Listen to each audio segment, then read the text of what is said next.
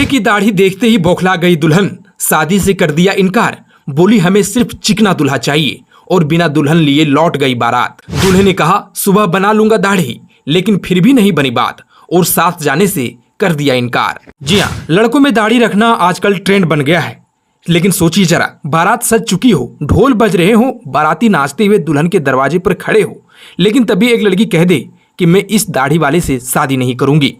जी हाँ, आपने सही सुना, सिर्फ दाढ़ी के कारण लौटा दी गई एक बारात। दरअसल यूपी के सीतापुर से आई ये मामला न केवल इलाके में चर्चा का विषय बनी हुई है, बल्कि सोशल मीडिया पर भी तेजी से वायरल हो गई। मामला पिसवा के एक गांव का है, जहां एक लड़की की शादी तय हुई थी हरदोई के युवक विमल से। विमल दिल्ली में सिलाई का काम करता है। वहीं लड़की के पिता नानक ने भी बड़ी धूमधाम से बारात का स्वागत करने की तैयारी कर रखी थी। 7 जून की शाम सज धज कर बारात गांव में पहुंची। ढोल नगाड़ों के साथ स्वागत हुआ, लेकिन जैसे ही दुल्हन ने पहली बार दूल्हे को देखा, उसके चेहरे का रंग उड़ गया, क्योंकि दूल्हा क्लीन शेव नहीं था, बल्कि उसकी दाढ़ी थी। लड़की को यह बिल्कुल पसंद नहीं आया और दुल्हन ने तुरंत साफ साफ कह दिया कि मैं दाढ़ी वाले लड़के से शादी नहीं करूंगी, मुझे तो क्लीन शेव वाला दूल्हा चाहिए, मतलब चिकना दूल्हा चाहिए। शुरू में सबको लगा कि शायद ये मजाक है, लेकिन जैसे ही दुल्हन ने सख्त रवैया अपनाया, बारातियों के चेहरे की हंसी उड़नछू हो गई। ग्रामीणों ने समझाने की कोशिश की कि बेटी यह छोटी सी बात है, लेकिन लड़की अड़ी रही। दुल्हन का कहना था कि शादी जिंदगी भर का रिश्ता होता है और वह किसी ऐसे इंसान से शादी नहीं करेगी जिसका चेहरा अच्छा ना हो। हालात ऐसे बने कि बात केवल दाढ़ी तक सीमित नहीं रही, दोनों पक्षों के बीच खटपट शुरू हो गई। दूल्हा पक्ष यह कहता रहा कि सिर्फ दाढ़ी के कारण शादी तोड़ी जा रही है, जबकि लड़की पक्ष की बातें कुछ और थी। अंततः बिना शादी के ही बारात वापस लौटना पड़ा। गाँव वाले हैरान रह गए, भला ऐसा भी कहीं होता है? और देखते ही देखते ये मामला इलाके की सबसे बड़ी चर्चा बन गया।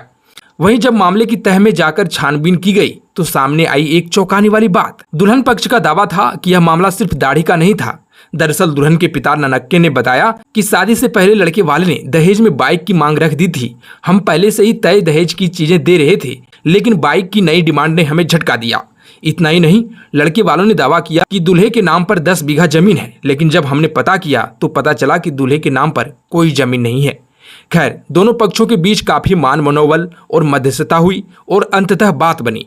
शर्त रखी गई कि दूल्हा क्लीन शेव होकर दोबारा बारात लेकर आएगा और बाकी दहेज या जमीन जैसी कोई बात नहीं होगी। जिसके बाद रविवार को विमल ने अपनी दाढ़ी साफ की, नया सूट पहना और फिर से बारात लेकर निकला।